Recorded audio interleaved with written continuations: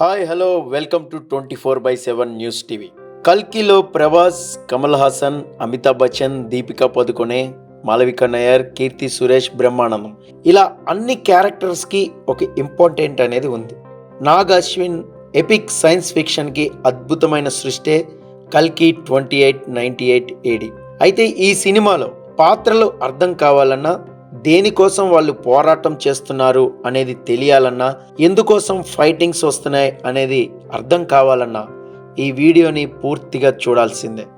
ప్రభాస్ హీరోగా వెండితెరపై అద్భుతమైన visual wonder సినిమాని రూపొందించాడు డైరెక్టర్ నాగ్ అశ్విన్. నిజానికి ఈ పాత్రలన్నీ ఒక్కొక్కరిని ముందుగానే పరిచయం చేసి ఉంటే ఆడియన్స్కి ఒక ఐడియా వచ్చి ఉండేది. ఇక RRRలో కొమరం భీం, అల్లూరి సీతారామరాజు పాత్రల్ని డైరెక్టర్ రాజమౌళి ఎలా అయితే పరిచయం చేశాడో, అలాగే ఈ సినిమాలో కూడా పాత్రల్ని ఒక్కొక్కరిపై ఇంట్రడక్షన్ ట్రైలర్స్ వచ్చి ఉంటే బాగుండేది అనేది చాలా మంది అభిప్రాయం. ఎందుకంటే ఈ పాత్రలన్నిటికీ కూడా ఒక ప్రత్యేకత ఉంది. కల్కిలోని కీలక పాత్రలు వేటి ప్రాతిపదికగా తీసుకుని నాగ్ అశ్విన్ డిజైన్ చేసుకుని ఉంటాడు.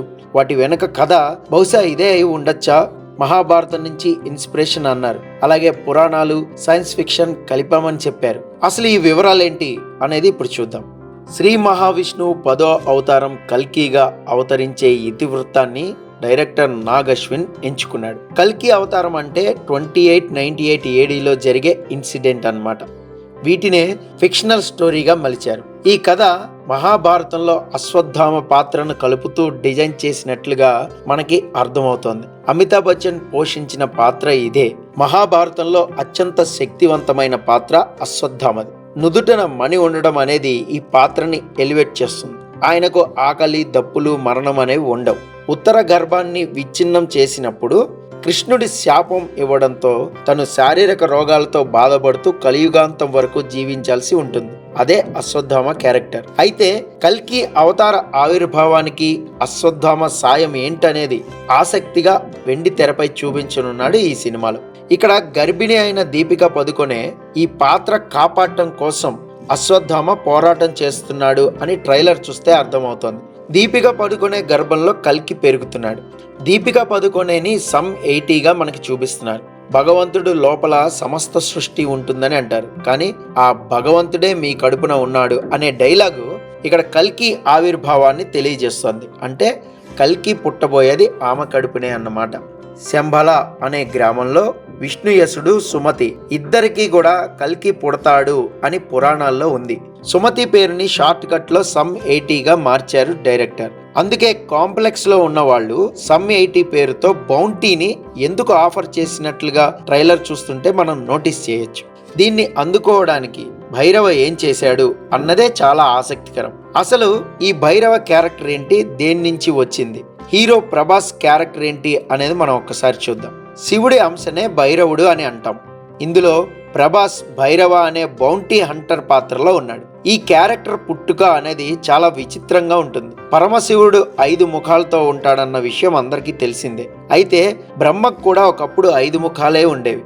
శివుడి మాదిరిగానే తనకు 5 తలలు ఉన్నాయని, తాను కూడా పరబ్రహ్మంతో సమానమని ఎవరినీ లెక్క చేయకుండా గర్వం తలకెక్కి అహంకారంతో ఉండేవాడు. ఒకరోజు నిండు సభలో పరమశివుణ్ణి తన కాళ్ళకి నమస్కారం చేయమని అడుగుతాడు. అప్పుడు శివుడి అంశ నుంచి ఆయనలాగా ఉండే భైరవుడు పుట్టి బ్రహ్మ 5వ తలని తన చేతి వేళ్లతో గిల్లేస్తాడు. ఆ గిల్లేసిన తల భైరవుడి చేతికి అంటుకుంటుంది. దాన్ని వదిలించుకోవడం కోసం లోకాలన్నీ తిరిగినా కూడా సాధ్యం కాదు. చివరికి శ్రీ మహావిష్ణువు చెప్తే కాశీకి రాగానే ఆ చేతికున్న తల కింద పడిపోయి మొక్కలవుతుంది. వెంటనే ప్రత్యక్షమైన కాశీ విశ్వనాథుడు భైరవుడికి ఆ క్షేత్రానికి పాలకుడుగా ఉండమని నియమిస్తాడు. కాశీకి కాపలా ఉండేది భైరవుడే.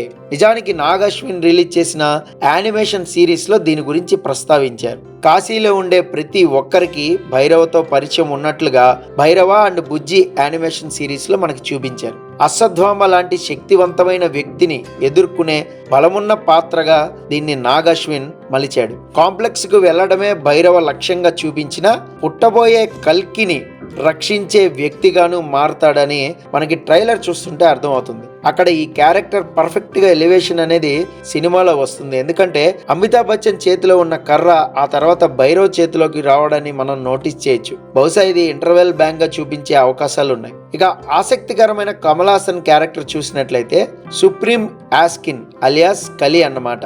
కల్కి 2898 ఏడీలో ప్రతి నాయకుడు సుప్రీం యాస్కిన్ పాత్రని కమల్ హాసన్ పోషిస్తున్నారు. ఆయన గెటప్, ఆహార్యం చాలా డిఫరెంట్ గా ఉన్నాయి. దీంతో ఈ పాత్రని ఎక్కడి నుంచి రెఫరెన్స్ గా తీసుకున్నారా అనే ఆసక్తి అయితే మొదలవుతుంది. మానవుల్లో ఉండే అరిషడ్ వర్గాల్ని కంట్రోల్ చేసే పాత్ర పేరే కలి.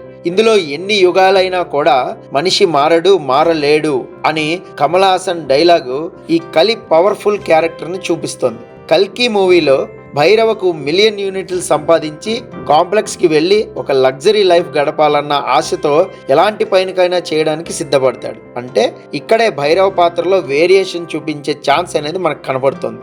భైరవ కాశీని రక్షించడమే కాదు, పుట్టబోయే కల్కి కూడా రక్షకుడిగా మారతాడా అని అనిపిస్తోంది. ఇక మరోవైపు మాలవిక ఉత్తర పాత్రలో కనిపిస్తుందని తెలుస్తోంది. అభిమన్యుడి భార్య ఉత్తర. మహాభారత సంగ్రామం జరుగుతున్న సమయంలో కౌరవుల పక్షాన నిలిచిన అశ్వత్థామ పాండవుల వంశాన్ని నాశనం చేయడానికి ఉత్తర గర్భంపై బ్రహ్మశిరోనామకాస్త్రాన్ని ప్రయోగిస్తాడు. దీంతో ఆమె గర్భం విచ్ఛిన్నమవుతుంది. అప్పుడు కృష్ణుడు తన యోగమాయతో ఆ పిండాన్ని బతికించి అశ్వత్థామను రోగాలతో కలియుగం వరకు చివరి వరకు జీవించమని శాపం ఇస్తాడు. ఇక వీటితో పాటుగా కల్కిలో దిశా పటాని రోక్సీ క్యారెక్టర్, శోభన శంబరా క్యారెక్టర్ కనిపించబోతున్నారు. కాంప్లెక్స్ ని నియంత్రించే కమాండర్ గా మానస్ గా శ్వాస్ చటర్జీ, శంబల రెబల్ ఆర్మీలో కీలక వ్యక్తులుగా పశుపతి, అనాబెన్ నటిస్తున్నారు. ప్రభాస్ ఇంటి యజమానిగా బ్రహ్మానందం క్యారెక్టర్ ఉండబోతోంది. బుజ్జి పాత్రకి కీర్తి సురేష్ డబ్బింగ్ చెప్పిన సంగతి తెలిసిందే. ఇవే కాకుండా ఇంకా చాలా సర్ప్రైజెస్ ఉన్నాయని కూడా టాలీవుడ్ లో టాక్ వినిపిస్తోంది. దుల్కర్ సల్మాన్, మృణాల్ ఠాగూర్, విజయ్ దేవరకొండ అతిథి పాత్రల్లో మెరవనున్నట్లుగా సమాచారం. ఇప్పుడు మీకు క్యారెక్టర్స్ పరిచయం అయ్యాయి కాబట్టి మొత్తానికి హ్యాపీగా వెళ్ళి సినిమా చూసేయండి. ఈ వీడియో కింద కామెంట్ చేయండి. Thanks for watching.